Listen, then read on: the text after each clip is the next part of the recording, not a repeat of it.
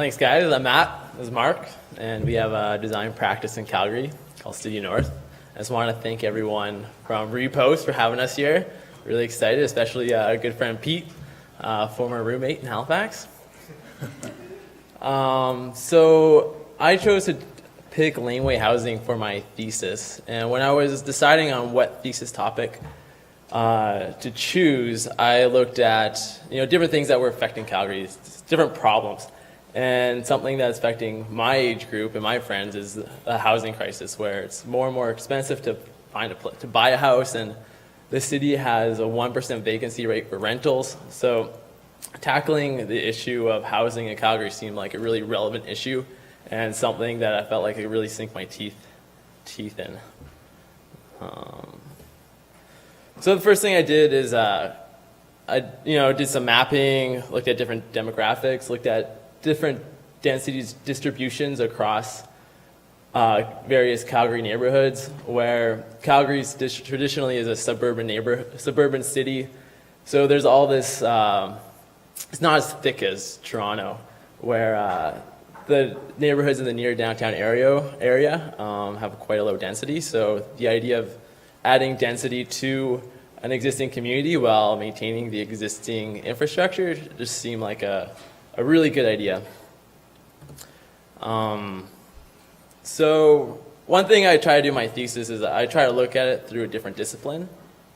And I think one thing that you can do in grad school, which is something really beneficial, is that you could take classes in other faculties of graduate studies. So what I did is I took a class in the MBA program, a Master's in Business Administration, their entrepreneurial class. So I had the opportunity to learn from people who have a wealth of knowledge of business, and over the course of that semester come up with a business plan for, it was a prefab laneway house, but I was able to kind of produce a feasibility study where I looked at a situation where if it's possible for a laneway house to be profitable, or if it is feasible as a housing solution in Calgary for someone to build and for someone to rent. And I think the thing to kind of really keep in mind over the course of your thesis is that you're going to be studying this topic for 1 to 3 or 4 years, and at the end you're going to be an expert in it. So really try to think of a topic that you could leverage into a career when you're finished, because you are going to be an expert. And so one thing we did is, you can see handsome Pete on the second story there, experiencing the threshold condition between public and private space.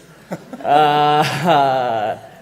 of one of the first things we did back when I moved back to Calgary, Mark and I, we reached out to various media groups, and Fast Forward magazine is it's just an arts and culture magazine.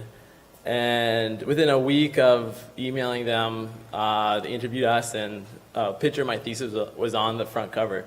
So there is a real interest in media to find stories that are relevant to people in the community that your thesis is affecting.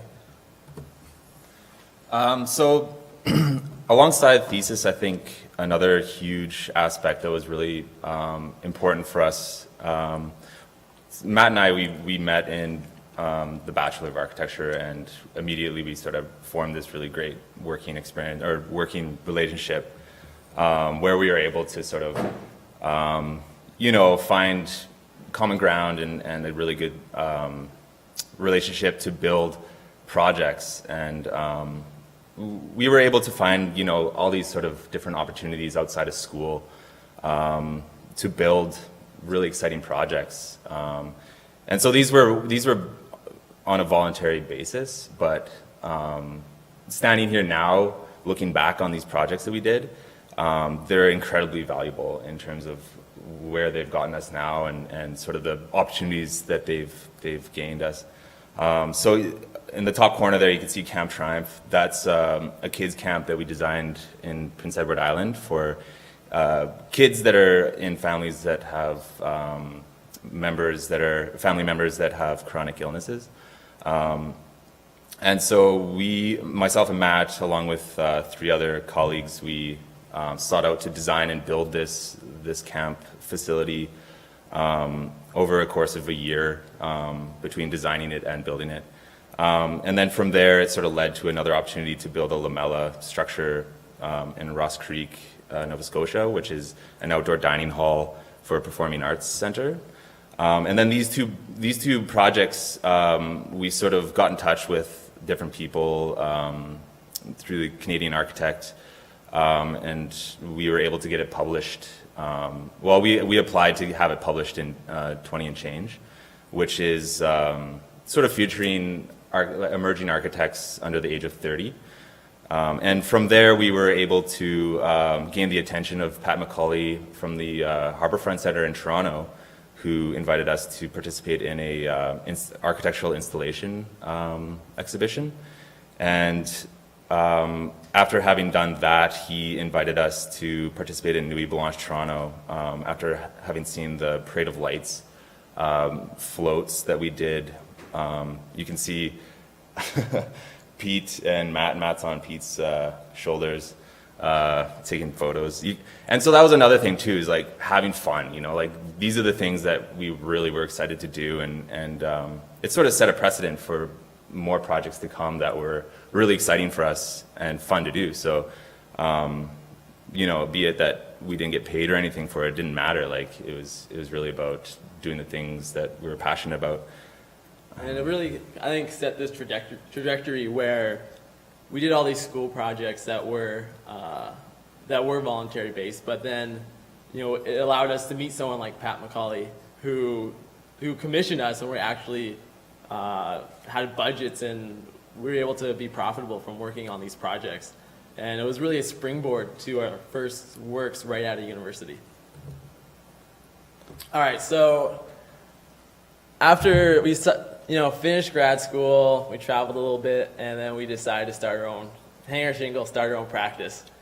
And there's a lot of questions we had, like, what do you charge people? I don't know. We still don't know that really. But I would recommend everyone in this room, whether you're thinking about starting your own business or becoming a practitioner, working at a practice, to write down the name of this book, go on Amazon and buy it. Because it really helped us quantify our value and our time and what we should be charging people. I think Mark and I both read this about 3 times our first year, and it really kind of broke out the business of design, and it was really helpful for us. So these are our humble beginnings. So right off the bat, we needed a place to work, so we worked out of Matt's mom's house. That's sort of the beginnings, just spending our days at the kitchen table, sort of hustling and trying to find work, and forming relationships. And you can see here too on the right there is us working on the driveway in front of the garage, is building some things for some of our projects, and the truck that we bought with our first paycheck, which is still like a huge part of our team to this day. Yeah, God bless our neighbors. Their houses are just covered with sawdust for stretches. Yeah, and here's another. This is a huge part of starting a business for us, was to find a mentor who has a business that's similar and one that has sort of a business model that we could learn from. So our mentor was Alloy Homes, and that Alloy Homes is 2 architects who graduated and started their business right out of school, and they have a design build practice, and they have all these facilities and all this experience that we could really learn from. So we were able to form this relationship with them right out of school to sort of to learn about how do we strike up a contract with a client, and what does that look like, and and also just like what does a business model look like, and a business plan. So that was a huge part. And then also just generating income too, like picking up projects with them, from marketing to advertising to doing cabinetry work to designing this little project you see up in the corner there. It's a kid's playhouse. So there's all these sort of opportunities and to learn and to actually profit and generate some income. I think that relationship between starting your own business and finding a mentor is really, I think presenting yourself as a contractor, I think is something that really helped us, because for them it was great, because when they're busy, they could hire us. There's no risk for them. And then when they're not that busy, then they don't have to hire us. So, but it's still, we have that contact where, we use the same bookkeeper as them, and this is someone we could constantly keep in touch and have questions about us as we move our own business forward. So as our business grows, our roles have constantly been changing. So our first year when working at my mom's house, Mark and I did everything. But now, in the last year, we've taken on 5 employees and moved into a new studio. So our role is changing, where we are trying to surround ourselves with the most talented people, and what we do is, give those people actual, real responsibilities. And Zavin was working with us for the fall, and he's a great resource where we loaded him with actual responsibilities, how to meet with clients, so our role is constantly changing, where before we did everything, and now we have to do a lot of managing, and then making sure that we are being profitable and making money. So here's another interesting sort of part of something we learned about starting a business, and turned out to be really important and exciting. We had this opportunity to participate in Rec City, which was something that happened in Calgary, where there was 10 houses that was slated for demolition in one of Calgary's inner city neighborhoods. And the idea was that each house would become an exhibition space for artists to sort of make the house their own and do sort of manipulate it and making it an experience. And so we were part of one house which had multiple artists, as you can see in this picture. And all these people that we collaborated with in making this house something really interesting and special are all people that now we call our community, and the people that we continue to collaborate with and work with. And they're all sort of like-minded people that strive for many of the same things we do.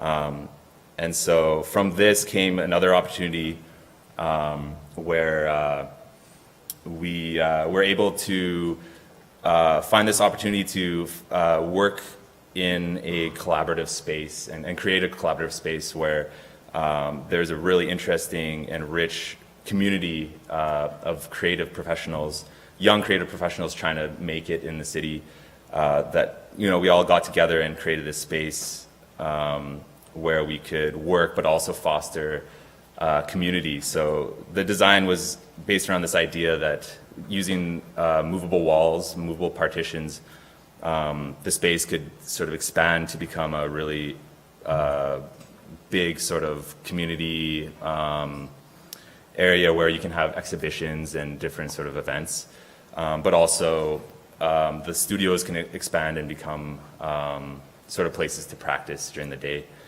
So we share that studio with a painter, a sculptor, web developer, urban planner, a group called Market Collective that they have a market about every 3 months for local artists. And we're constantly finding new ways to work with each other. And we have a production group there called Welcome to the West, and they do concerts in the studio space. We have clown school on Tuesdays, swing dance. So we're really trying to create that community hub in Kensington. And so here's another part of it, is to constantly try to promote yourself and get the word out. We found that it's, shameless self-promotion is a huge thing. Just call CBC, make relationships with media, and and just try to get some attention and show the world what you're doing and show that the cause that you're trying to push forward. Some of the things that we try to do. You can see here in the top corner there, secondary suites. So we were part of a sort of a task force to promote secondary suites and their ability to easily for development of secondary suites in inner city Calgary. So we were part of that community because that's something that will really help push forward laneway housing. And then also, going for interviews on the radio, and then also, showing our projects through CBC was a huge thing too. So a new kind of avenue that we decided to take this year was to develop our own project. So after a year of living in our parents' basements, we saved up enough money where we bought a house. And this is a historic house, and we're restoring it right now. And it's a municipally designated historic house. So that's really interesting because the house also qualifies for a bunch of grant money for rehabilitating it. But the larger ambition for the house is to build a laneway dwelling on the back that we actually just got our development permit approved last week to build this spring. And that's where we're going to live and rent out the main house. But the concept is to use it as a show home where we could show people what compact living is like and maybe demystify it for Calgarians. This is just a little rendering what it looks like. And then, from this media and constantly going out and talking to people, and Mark and myself, we go to art openings. We're constantly in the community, just kind of reaching out to as many people as we can. This is another laneway house that we're building this spring for a family where the parents who lived in the house, the kids are now living in there, and their grandparents now, and they want to age in place, and they're going to live in the laneway house. So that's we're going to build that this summer. And then this is another scenario where the client is an engineer, started his own business, and he wanted a space that he uses as an office, but he also has a growing family where a place where the grandparents can come and visit and stay, but still kind of maintain that separation. So that's where we are right now, and it's been a journey. Yeah. At least. So I guess to conclude, I think being in Thesis is such an amazing opportunity to find something that you're extremely passionate about and you can see yourself doing for the rest of your life, or exploring for a really long time. And so I think it's really important to really think about it as a reality and sort of imagine it being part of the architectural urban fabric. Yeah. That's it. Thanks.